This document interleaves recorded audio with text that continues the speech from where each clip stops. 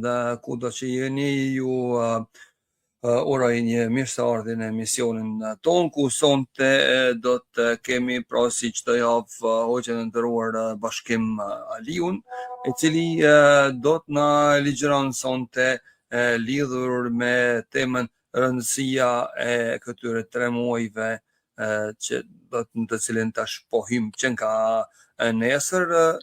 Shpresojmë se do t'ju pëlqej kjo temë dhe atëherë pa humbur kohë, i dham një përshëndetje një herë. Selamu alaikum moqës së nderuar, mirë se erdhën. Wa alaikum assalam për ju dhe për gjithë ata të cilët janë duke na ndjekur në këto momente.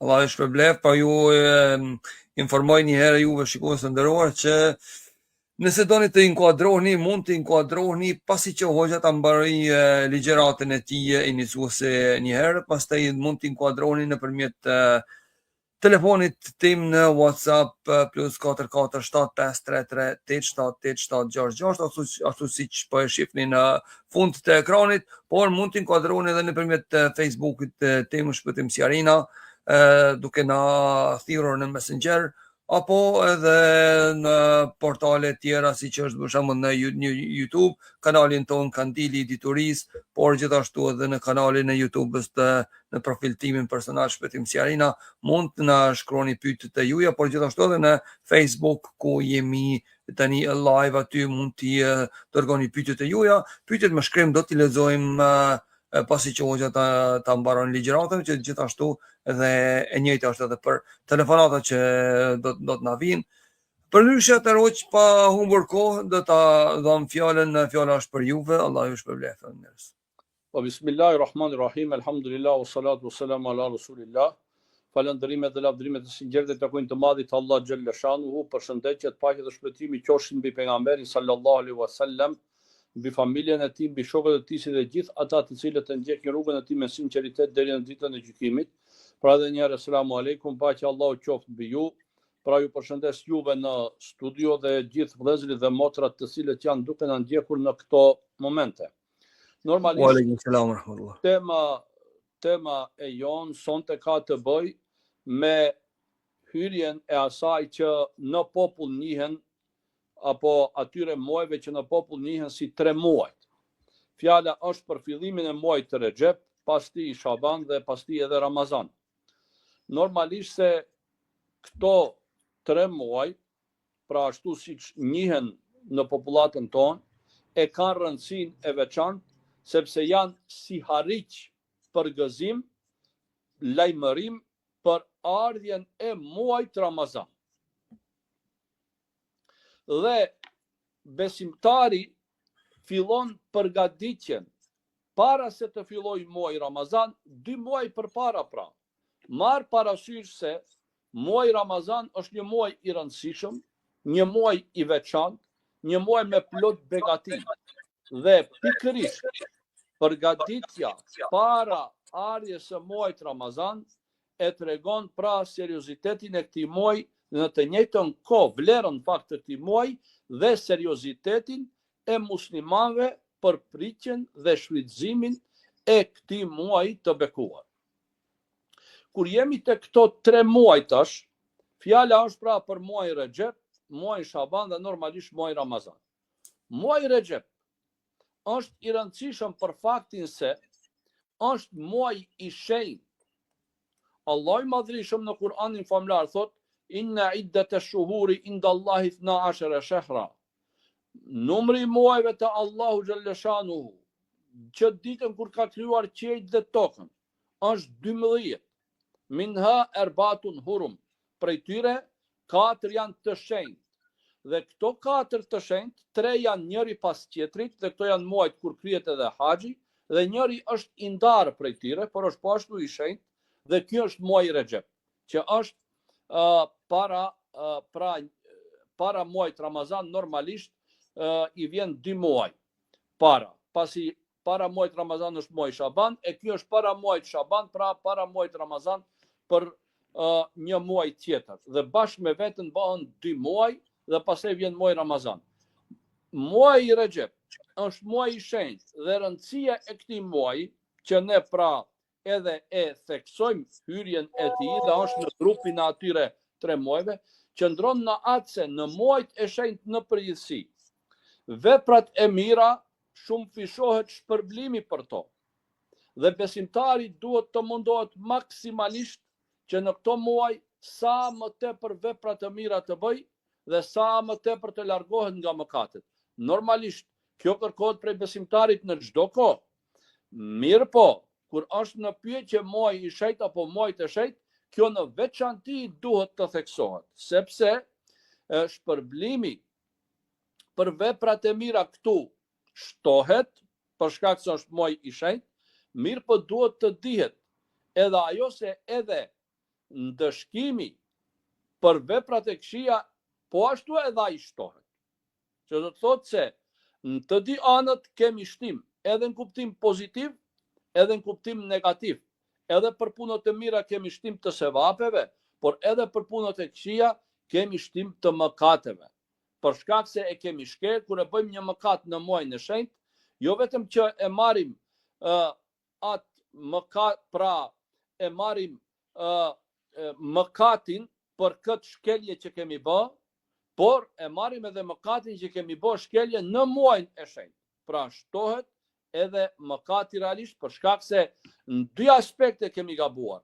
Njëri aspekt është që kemi bërë mëkat dhe i dyti është që kemi bërë mëkat në muajin e shenjtë, pra e kemi shkelur shenjtërinë e këtij muaji.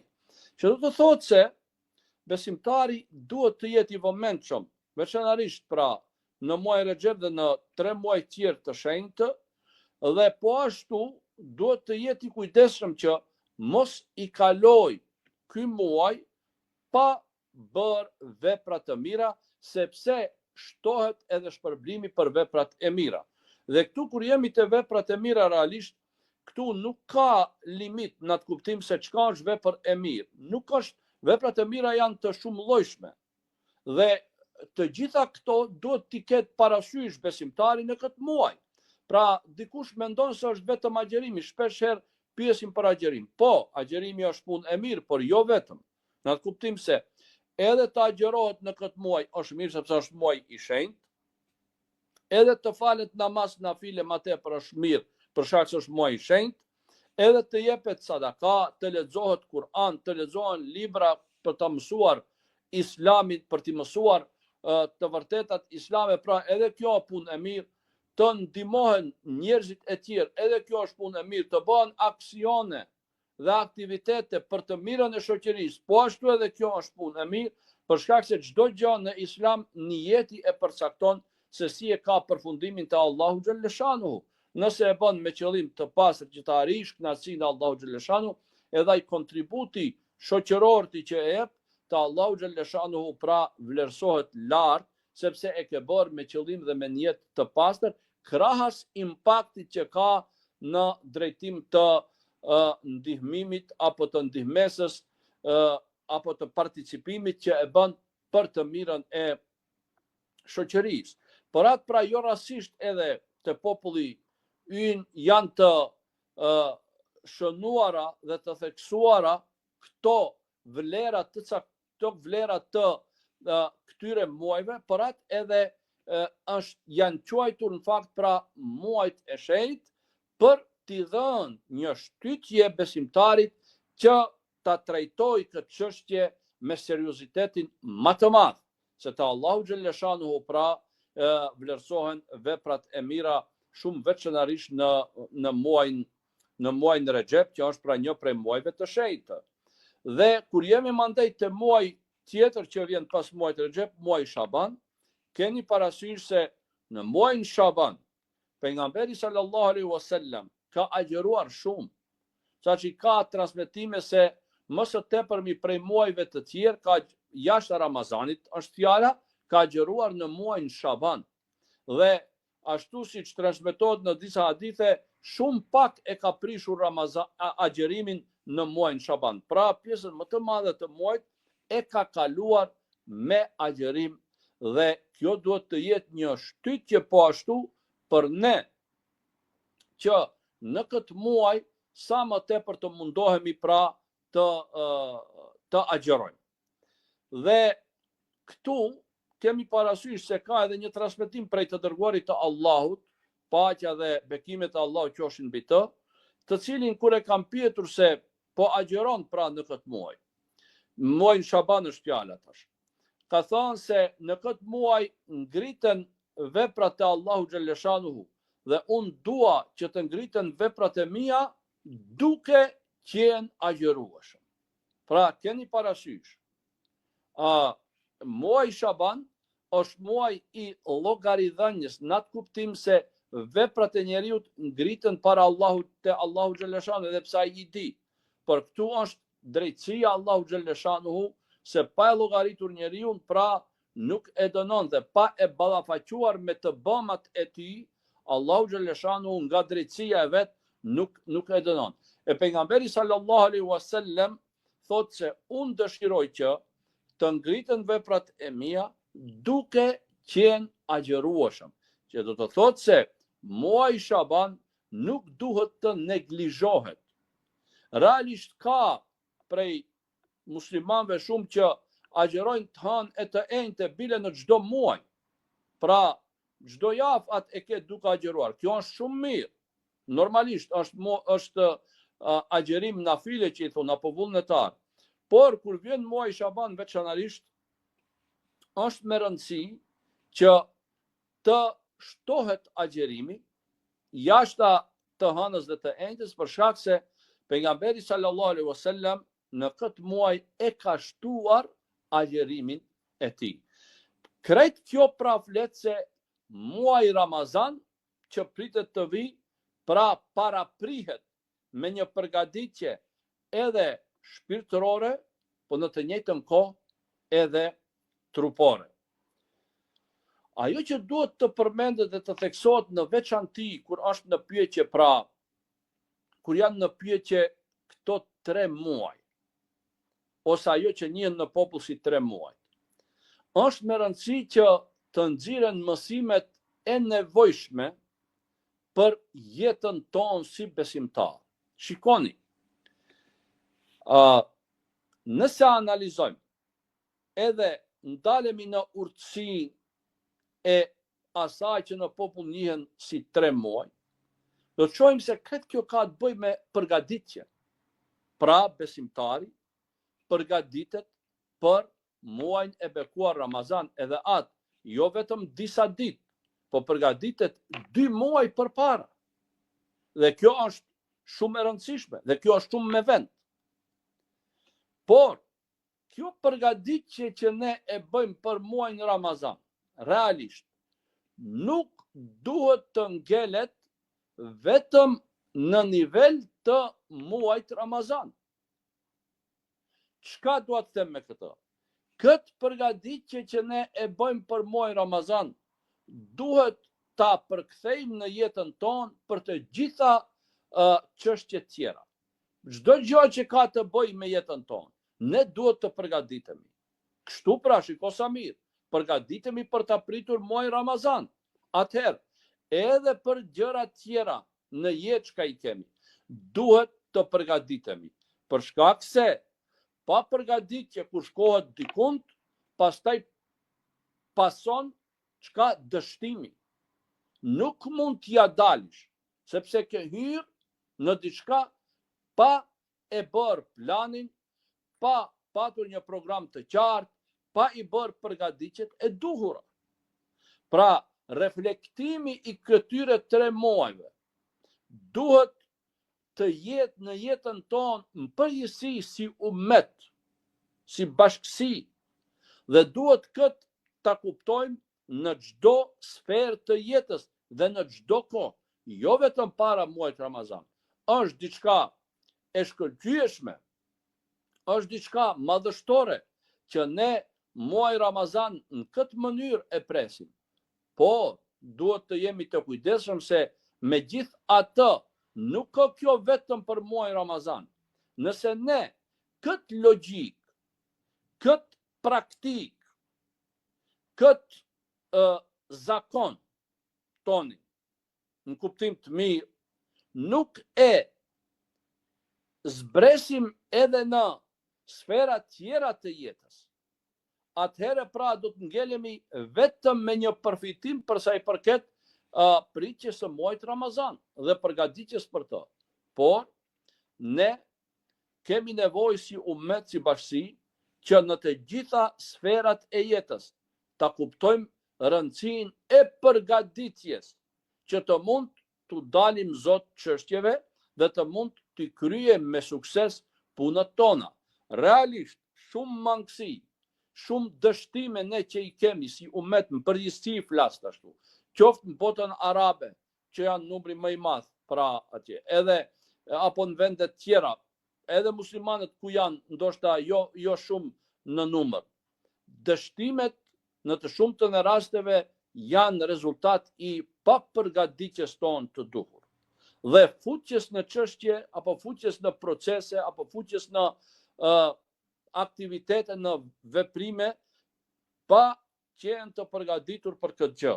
Dhe kjo nuk bën dhe nuk është e mirë për ne si bashkësi. Nuk është e mirë për të ardhmen tonë, nuk është e mirë për të sotmen tonë. Këtë e kemi paguajtur shtrenjtë edhe në të kaluarën dhe e paguajmë dhe nëse vazhdojmë në këtë mënyrë edhe do ta paguajmë. Dhe po ashtu këtë duhet besimtarit ta kuptojnë në çdo sferë të jetës. Duhet ta kuptojnë studentët në universitet ose në shkolla të tjera. Duhet ta kuptojnë profesorët, duhet ta kuptojnë mjekët, duhet ta kuptojnë hoxhallarët, duhet ta kuptojnë bujqit, të gjithë pra. Pa u përgatitur nuk shkohet në punë, nuk shkohet në aksion, nuk shkon studentin provim pa qenë i përgatitur, vetëm fati a do të ndodhe ndonjë pyetje që e di e ta kaloj vitin e kështu me radhë. Kërkohet pra angazhim, përgatitje që në mënyrë të suksesshme të mund të ballafaqohemi me sfidat e jetës. I shikoni për shembull na për edhe në perëndim, si zakonisht e marrim si shembull. Sa ka institute për studime strategjike që ekzistojnë pra. Të gjitha ato institute punojnë për ofruar për qeveritë e tilla, për vendin, përgjithësi për popullin, plane, strategji për zhvillim. Do të thotë me atë punë merren. Sa këshilltar mban presidentët e kryeministrat e ministrat e kështu me radhë, që t'i përgatisen për të mund me sukses ta kryejnë mandatin e tyre dhe të mund të vënë imza në atë mandat. Pra përgatitja është shumë me rëndësi. Para se të dalin në një preskonferencë, sa përgatiten, para se të mban fjalime në për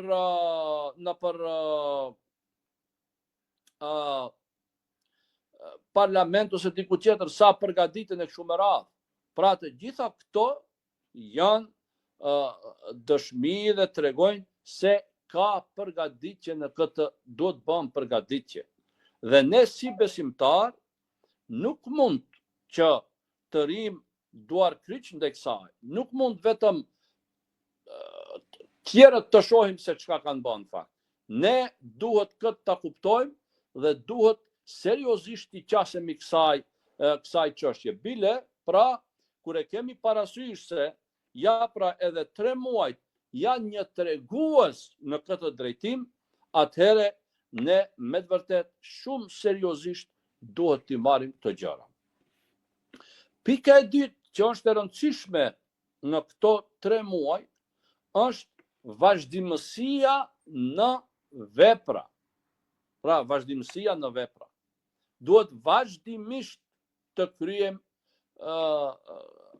kryejmë vepra të mira. Shikoni pra, edhe ta përtrim ato, pra t'i përtrim veprat, jo të ndalemi vetëm në disa vepra që i kemi bërë ndonjëherë. Nëse e analizojmë faktikisht aspektin praktik të islamit, ritualet islame, adhurimet, ibadetet, do të shohim se ato përtrihen, vazhdimisht përtrihen. Që të thotë vazhdimisht njeriu ka nevojë për korrigjim dhe rikapitulim të gjërave, për rishikim të gjërave, për përtrirje të gjërave. Shembull, analizoni tash namazin. Namazi kryhet 5 herë në ditë, për çdo ditë, jo vetëm një ditë. Pse? Kemi nevojë në kontinuitet të kryejmë gjërat ne. Pastaj, kjo ka të bëjë me namazet ditore, na vjen xhumaja, në namazi javor, edhe ai bëhet çdo javë, pra, përsëritet në kontinuitet, nuk ka ndërprerje. Analizojmë pastaj agjerimin. Agjerimin na vjen çdo vit, pra, për shkak të natyrës së muajit Ramazan. Çdo vit e kemi agjerimin. Përsëritet, përtrihen gjërat. I rikapitulojmë gjërat, i korrigjojmë gjërat, e rishikojmë veten tonë. Tjetra për shembull, tazam, zeqati. Po ashtu çdo vit e jep zeqatin, jo vetëm një herë. Kjo tregon se çdo vit ka nevojë njeriu të llogarisë gjërat e veta. Bile edhe haxhi, shikoni. Haxhi e bën njeriu një herë në jetë. Mirë, po pse? Sepse haxhi lidhet me disa kondita, kështu themi, kushte të veçanta. Çfarë do të thotë kjo? Se haxhi nuk mund ta bësh në shtëpinë tënde, as në vendin tënd, duhet të udhëtosh në Mekë. Dhe kjo normalisht se ka kushte dhe ka peripecitë e veta. Dhe këtë nuk mund çdo njeri ta bëjë. Për atë haxhi është farz, vetëm një herë në jetë për ata që kanë mundësi. Pikërisht për shkak se lidhet pra me udhtim, me përgatitje të mëdha kështu me radhë. Përndryshe, sikur tazam edhe haxhi të shëqen ta bëjë çdo njeri në shtëpitë vete ose në vendin e vet, me siguri se do të kishte qenë pra edhe ndryshe, që do të thotë se adhurimet përgjithësi në Islam përtrihen dhe kanë nevojë dhe e bëjnë njeriu që ta ndjejë nevojën e përtrirjes së tij përmes adhurimeve. I japin orientime të qarta, i japin udhëzime të qarta se si duhet të veprojë.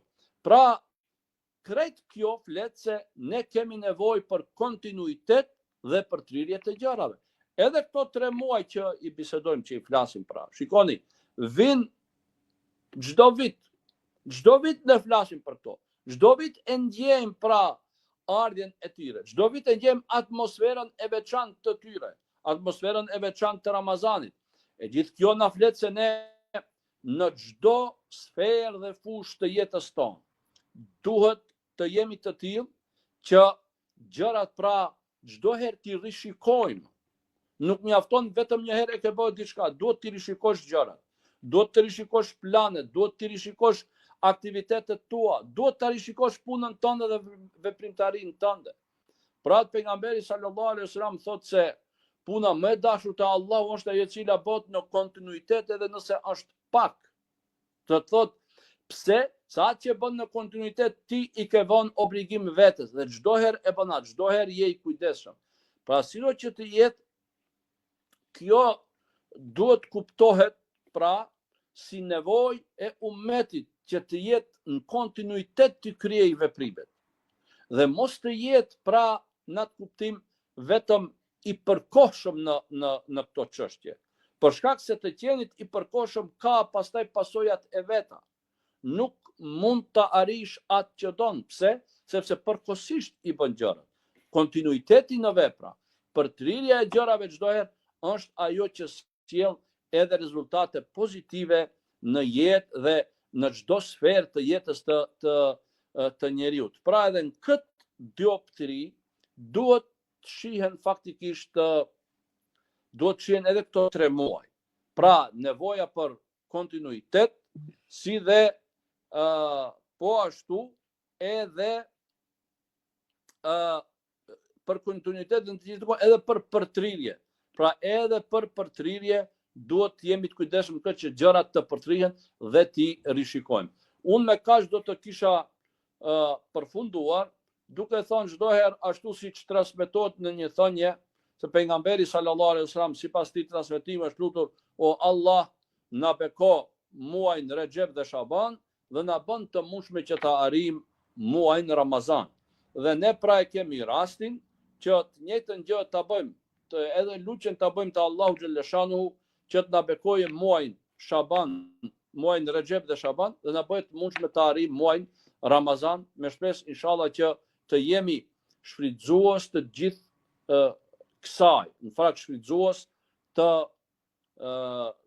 këtyre muajve të bekuar dhe kthimit të këtyre ditëve në një përfitim madhështor për ne dhe për lindjen tonë shpirtërore.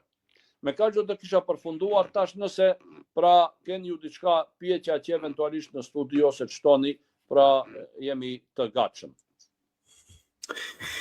Mirë, Allah është përbleft të që vendi për ligjërimin, po kemi do të disa do të pyetje që kanë ardhur me shkrim, dhe gjatë kohës unë isha duke i seleksionuar ato do të në kategori do të ndarë ato të pyetje, kështu që të jenë sa më të qarta do të për themës. Një herët para se të filloj me leximin e pyetjeve, kisha informuar juve dëgjues të nderuar që prej këtij momenti mund t'i shkruani pyetjet e juaja me shkrim këtu në TikTok, apo nëse dëshironi mund të ngriteni në panel dhe t'ja bëni hoxhës së nderuar pyetjen me zë. Përndryshe mund t'i shkruani pyetjet e juaja edhe këtu në TikTok, pra në komente. Gjithashtu mund t'i shkruani pyetjet e juaja në komente dhe në Facebook, në kanalin tim Shpëtim Sjarina, por gjithashtu edhe në kanalin e YouTube-s Kandili Diturisë, por edhe në kanalin tim personal të YouTube-s Shpëtim Sjarina mund t'i shkruani edhe tu. Edhe siç thash edhe më herët, mund t'i kuadroni drejt për drejt edhe në WhatsApp-in tim, që t'ja bëni hoxhës së nderuar pyetjet me zë në +44 7533 878766, ashtu si që keni dhe në ekran. Mirë, pra atëherë deri sot lexojmë disa në vinë dhe pyetjet e tjera, po nëse dëshiron dikush të inkuadrohet drejt për drejt, kemi vetëm një përshëndetje nga Agimi Vishi, që na shkruan thotë Asalamu alaykum wa rahmatullahi wa barakatuhu. Jam mirë njohës për mirësjelljen e mirë, Zoti ju zbukuroft diturinë e dobish me respektet e mia. Faleminderit, gjithashtu edhe ne falenderojmë ty vlla Akim për komentin dhe që çdo herë na ndjek rregullisht. Dhe shkojmë pra lidhur me pyetjen, po t'i bëj vetë dy pyetje hyrëse sa i përket të çështjes së këtyre 3 muajve. Do të pyetja e parë është çfarë kuptimi kanë 3 muajt e shenjtë në traditën islame dhe pse Allahu i ka veçuar nga muajt e të tjerë, dhe e dyta, pse besimtari duhet t'i shoh këto 3 muaj si një udhtim shpirtëror e jo thjesht si kohë kalimtare. Shikoni, do të thotë e para, Allahu xhaleshanu i ka dalluar për shkak se muaji Rexhep është muaj i shenjtë. Do të thotë këtë muaj e ka dalluar me shenjtërinë që ja ka dhënë. Dhe muaji Rexhep dallon për shkak të shenjtërisë që e ka. Është prej 4 muajve të shenjtë. 4 e përmendën në ligjërat. Allahu xhaleshanu në Kur'an thotë pra numri i muajve është 12, prej tyre 4 janë të shenjtë. Në mesin e këtyre 4 muajve të shenjtë është edhe muaji Rexhep. Pra i veçantë. Ne shpeshherë fjalën të shenjtë e përdorim edhe për Ramazanin në kuptim i bekuar. Mirë, po kur thuhet ashhurul hurum të shenjtë, kjo ka tjetër kuptim në shariatin islam. Pra muaji Rexhep është prej muajve të shenjtë, kur edhe luftat janë ndaluar edhe krejt, pra nuk ka mund shkelet shenjtëria e tij. Me këtë e ka dalluar. Ndërkaq muaji Shaban, thot pejgamberi sallallahu alajhi wasallam, është një muaj ndërmjet muajit të Rexhep dhe Ramazan, shumë njerëz e neglizhojnë. Ai është muaji Shaban. Pra thot shtonja agjërimin në këtë muaj. Këto janë derë hyrëse për në Ramazan. Qoftë, do të thot, edhe shpirtërisht përgatitet besimtari në këto muaj. Edhe shpirtërisht, po në të njëjtën kohë edhe fizikisht realisht.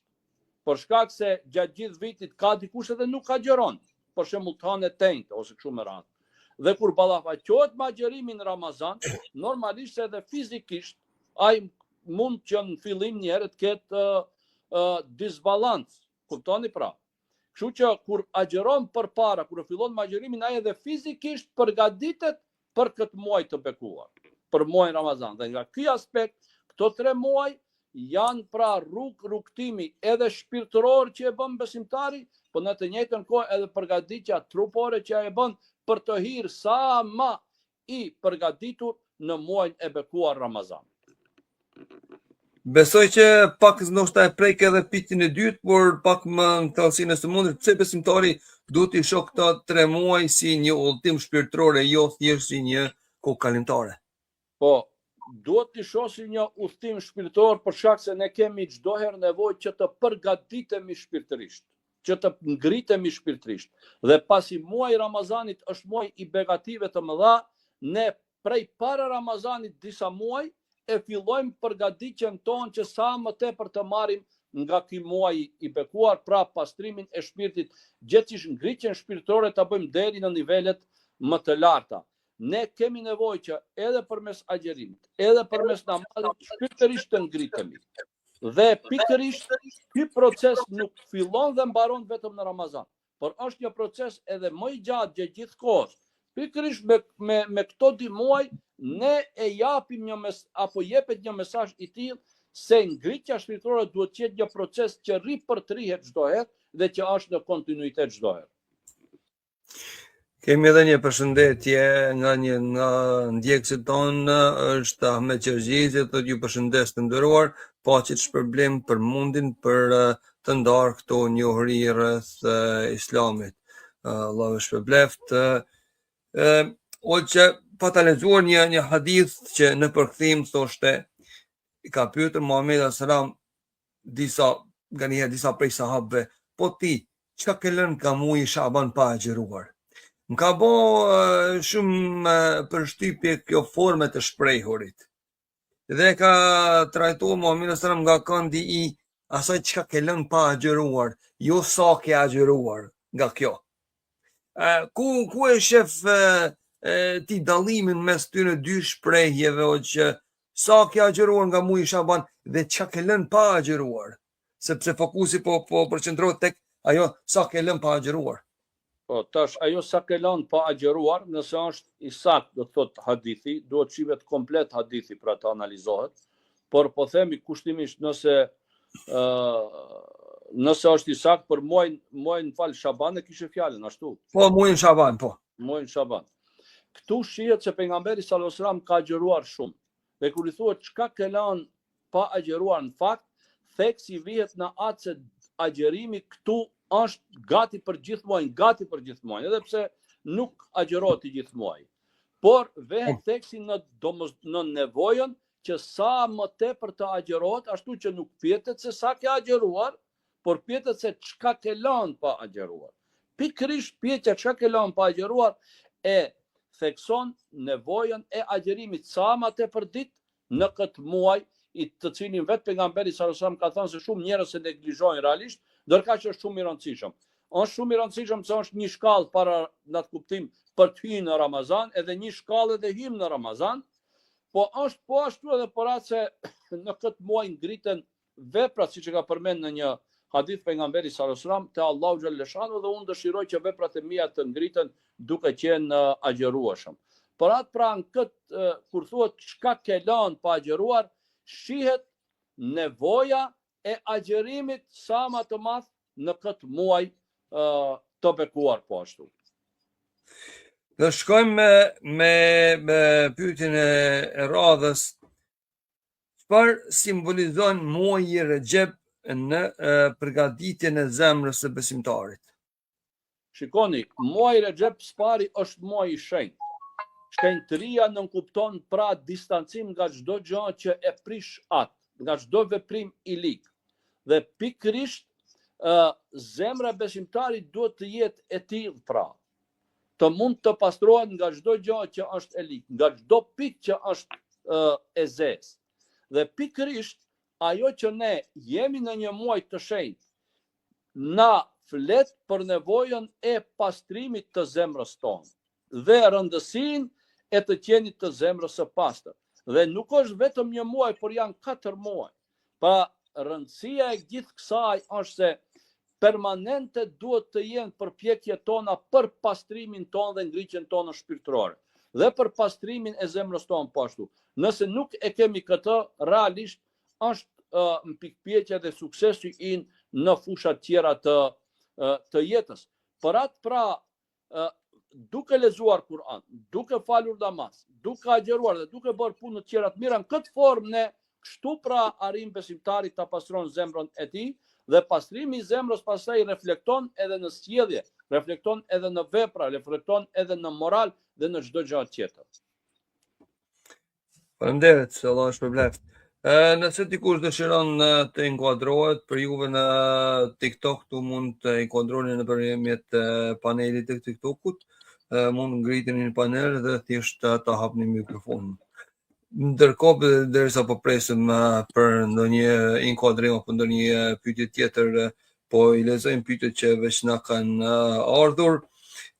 Cili është rreziku që ta kalojmë Shabanin në neglizhencë dhe çfarë humbasim nëse ndodh kjo?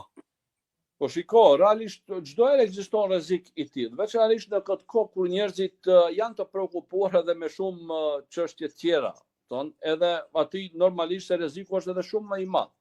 Por pyetja se çka humbasim? Shiko, e humbasim një mundësi të artë që ne të ngritemi shpirtërisht.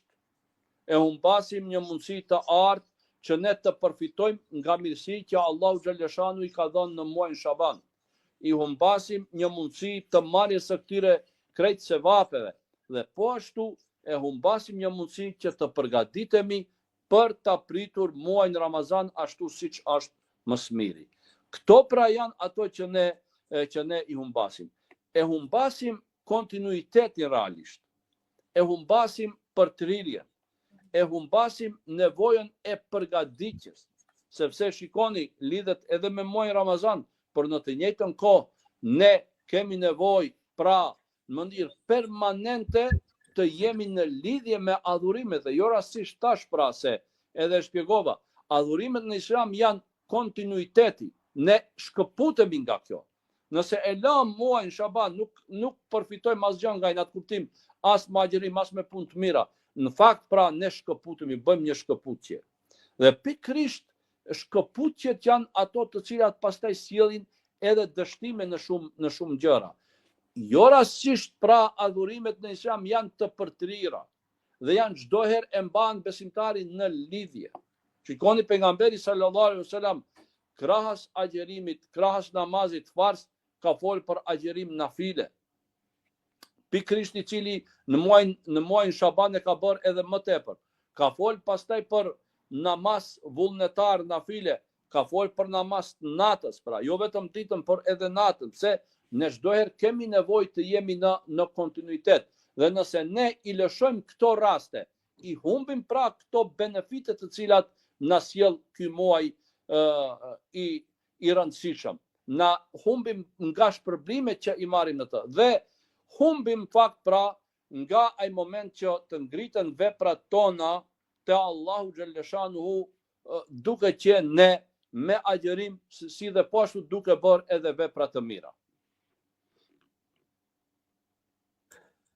Do shkojmë me pyetjen e radhës. Si ndërlidhet muaji Shaban me pastrimin e zemrës dhe përmirësimin e marrëdhënieve mes njerëzve? Shikoni, ndërlidhet me pastrimin e zemrës se ne agjerojmë, kur agjerohet në këtë muaj, normalisht se agjerimi reflekton edhe në pastrimin e zemrës. Sepse të agjerosh do të thotë të agjerosh edhe nga veprat e liga, edhe nga fjalët e liga, po edhe nga mendimet e liga realisht. Krejt kjo shkon në konto të pastrimit të zemrës. Krejt kjo ndihmon pastrimin e zemrës.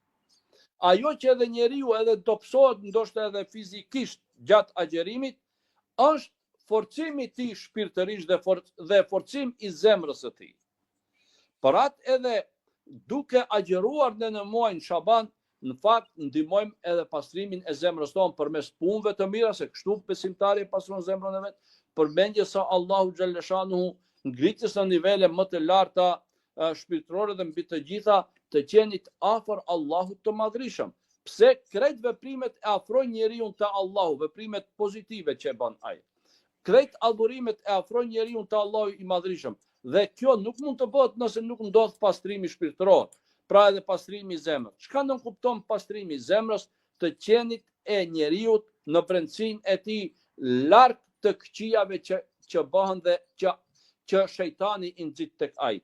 Por atë edhe duke agjëruar në fakt edhe përmendim Allahun xhaleshanuhu, duke agjëruar ja mbyllim lëvizjen gjallit të mallkuar në veten tonë, e mbyllim rrugën për të qenë destruktiv në shoqëri, por çka? Kur njeriu agjeron, ai është i vëmendshëm dhe i kujdesshëm për veprimet në shoqëri, për raportet e tij me njerëzit e tjerë.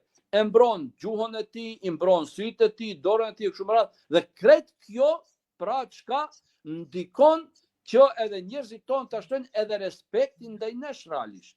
Nëse ti je i sjellshëm, nëse ti je i matur, nëse ti je i devotshëm, nëse ti nuk je destruktiv, pra njerëzit dinë ta vlerësojnë këtë. Dhe po ashtu shpesh edhe thon pra se ky njeri agjeron shumë. Edhe atë njerëzit e vrejnë një gjë të tillë.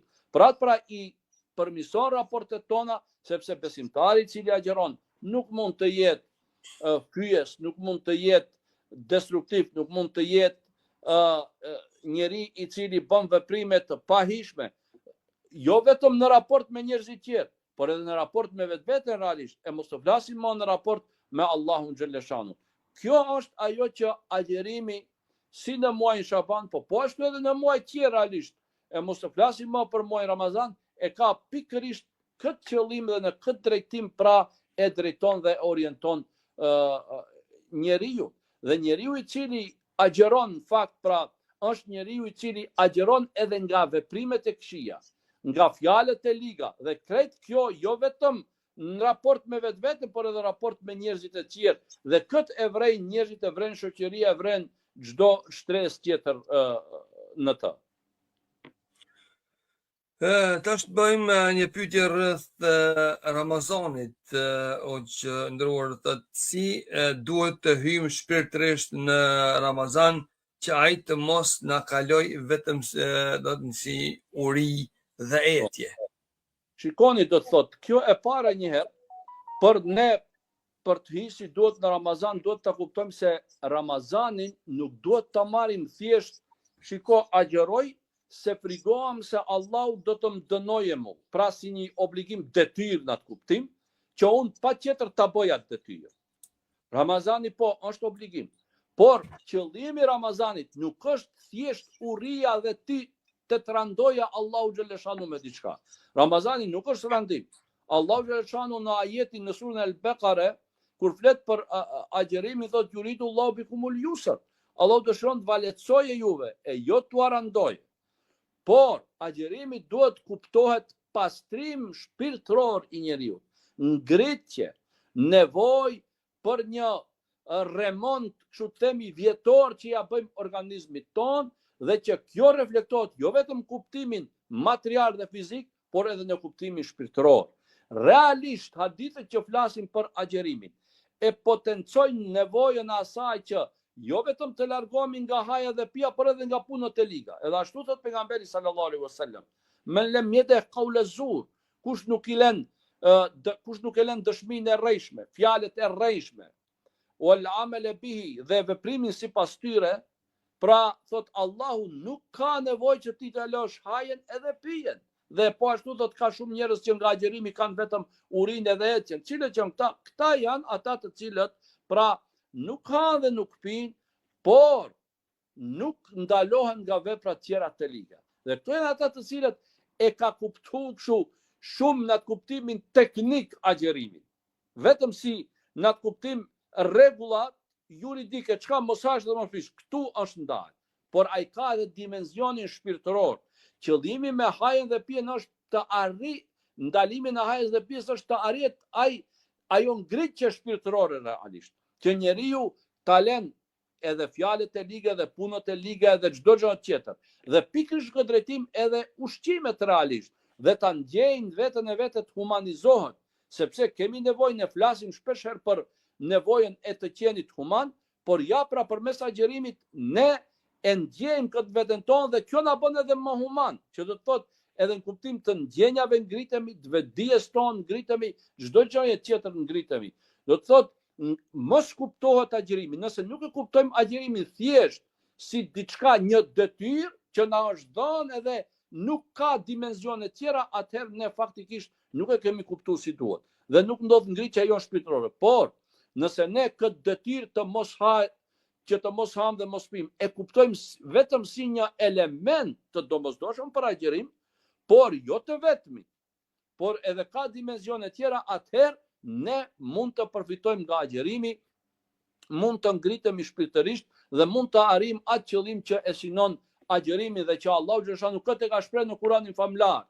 U është bërë juve obligim agjerimi, sikur që u është bërë obligim atyre të cilët kanë qenë para jush, la'allakum tattaqun, që ju të bëheni të devotshëm. Pra kjo është ajo që synon agjerimi, devotshmëria, ngritja shpirtërore.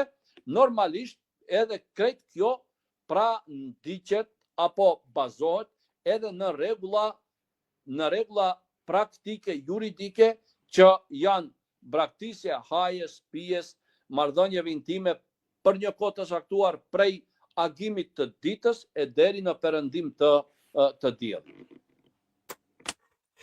Një pyetje paksa që të dëgjojmë pak reflektim është që nëse mendojmë se ky mund të jetë Ramazani jon i fundit, si mund të ndikoj kjo në vetdijen tonë sot, kjo lloj i mendorit, nëse shikon Ramazanin si ky mund të jetë muaji i muaji i fundit i imit aty Ramazanit. Kjo reflekton mbi gjitha në pendim dhe kërkim falje të Zotit. Shikoni, krejt çdo gjë që besimtari e bën në jetë, në fund ka nevojë të kthehet Allahu xhaleshanu. Dhe fitimi i xhennetit bëhet përmes mëshirës së Allahut.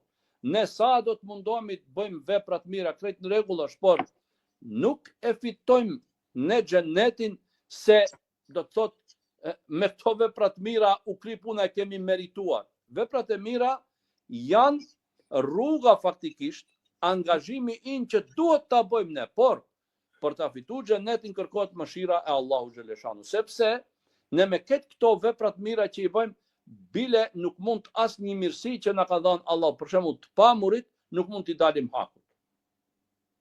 Po, çka është me mëshirën e Allahu xhaleshanu. E sikur ta dim se është momenti i fundit, apo është Ramazani i fundit, e pare që du të bëjmë është pendimi sinqert të Allahu xhaleshanu. Kërkim falje e sinqert dhe afrimit të Allahu xhaleshanu përmes përmendjes së tij, përmes kryerjes së obligimeve tjera dhe reflektimit në vetvete se megjithatë besimtari çdo herë duhet të ketë shpresë te Allahu xhaleshanu dhe nuk duhet kjo ta pasivizojë ose ta bëje pra në atë kuptim që ti pres shpresat, ta humbe shpresën, bëhet pesimist. Jo, në asnjë mënyrë. Por duhet të jetë bile një shtytje për përgatitje takim me Allahun xhaleshanu. Edhe atë duke i shtuar veprat e mira, por çelësi krejt kësaj është pendimi i sinqert, kërkim falja te Allahu xhaleshanu dhe po ashtu edhe halallëki me njerëzit të cilëve u ke ndonjë borxh ose me cilët e dish se ke nevojë të kërkosh halallëk.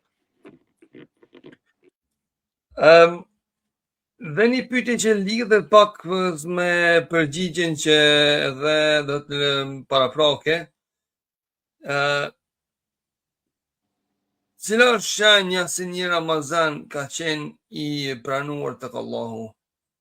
Shikoni, në atë shenja se një Ramazan ka qenë i pranuar, nëse pas Ramazanit ti do të thotë përmirësohesh, ngritesh shpirtërisht, e kupton se ke kryer një adhurim shumë të rëndësishëm dhe kjo reflekton sjelljen tënde, bëhesh më i sjellshëm, më i mirë, e kupton edhe më seriozisht nevojën e të qenit në rrugën e Allahu xhaleshanu dhe e llogarit vetveten tënde dhe largohesh nga mëkatet, inshallah kjo është shenjë që ty të është pranuar agjerimi.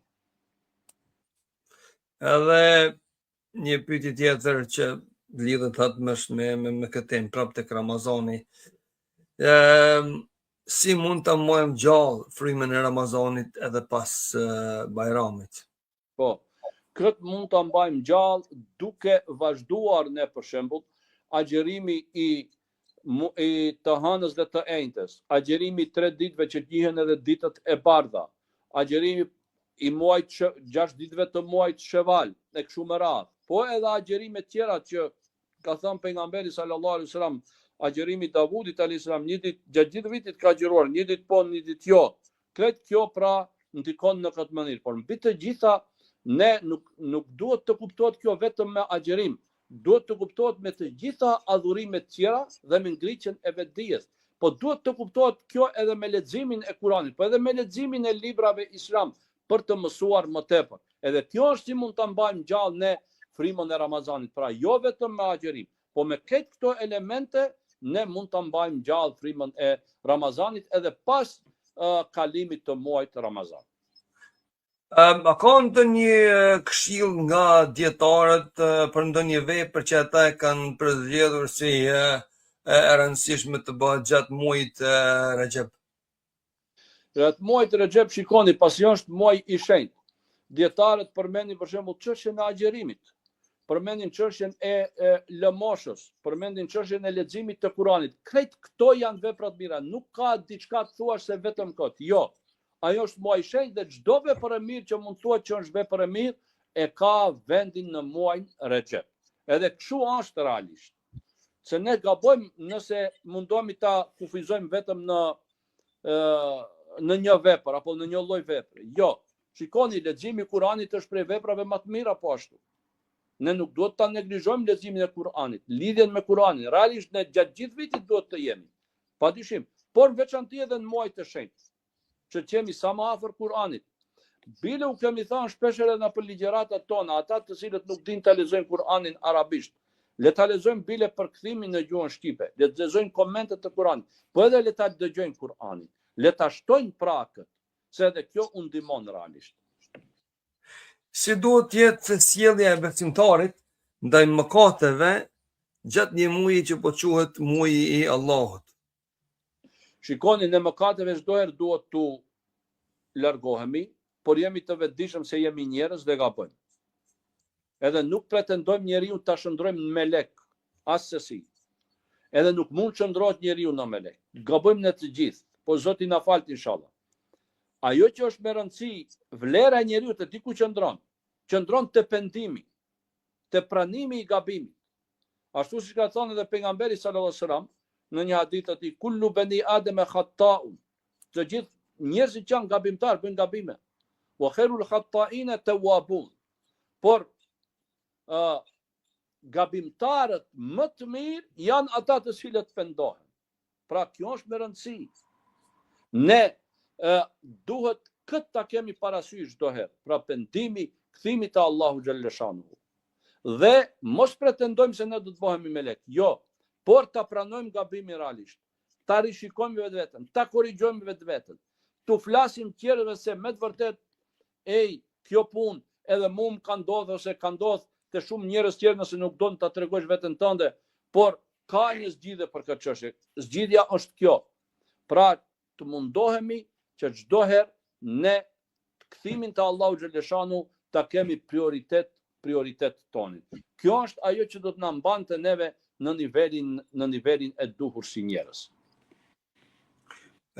Përse pejgamberi alayhis salatu wassalam shtonte agjerimin pikërisht në muajin Shaban? Se ka thënë e ka treguar ai se është muaj kur ngritën punët e Allahut dhe dëshiroj që të ngritën punët e mia duke qenë agjërueshëm.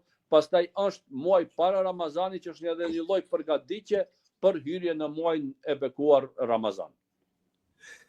Edhe një pyetje kam që dhe kjo besoj që do të jetë e fundit, lidhur me unë kam dëgjuar për shembull dhe disa xhallarë të tjerë, disa xhallarë nga Shkupi, kam dëgjuar duke thënë se muaji i Ramazanit nuk është muaji i shenjtë. Shikoni, sepse nuk u përmendet në grupin aty 4 muajve që janë në Kur'an. Shikoni, tash unë jo rastisht e përmenda se kjo në aspektin juridik kjo muaj i shenjtë ka një kuptim tjetër. Kuptoni pra. Por te ne që themi muaj i shenjtë, ne kemi për qëllim muaj i bekuar. Jo eshhurul hurum që i ka përmend 4 Allahu xhaleshanuhu në Kur'an. Por muaj Ramazan në kuptim të vlerës që e ka dhe natës kadrit u atë i kalon në kuptimin e vlerës shpirtërore dhe bekimit të tij të gjithë muajve tjerë. Pra kjo është Po. sa i përket kësaj përgjigjese, po. Mirë, atëherë o qendror, Allah shpërblet për kohën që kaluat me neve sonte, sa i përket pra emisionit të sontëm kaq ishte edhe sa i përket edhe pyetjeve. Nuk kemi më shumë pyetje lidhur me këtë. Nëse ke diçka për të shtuar në fund apo me zgjata dhe pak më shumë, nuk është problem, fjalën Jo, unë do të përfunduar me kaq. Pra edhe unë duke lutur Allahun xhaleshanu që të na jep forcë, pra që sa më tepër të shfrytëzojmë nga këto muaj të cilët pra i kemi në përpara nesh. Allah është shpërblet, pra juve o qendruar për kohën që kaluat me neve. Lutem Allahun e Madhërisëm që t'ju shpërblet në çdo vepër të mirë, t'ju jap begati në jetën tuaja dhe të gjithë të dashurve tu. Atëre dëgjues të nderuar dhe shikues të nderuar, këtu po e përfundojmë emisionin e sonshëm që ishte lidhur me 3 muajt, pra Rajab, Shaban dhe Ramazan. Lutem Allahun e Madhërisëm të jetë me juve, kudo që t'jeni, me juve dhe me familjet e juaja, paqë një shëndet të mirë dhe deri në emisionin e radhës, atëre ju lem në mëshirën e të Madhit Zot, Allahu të Madhërisëm. Selamu alaikum wa rahmatullahi wa barakatuh.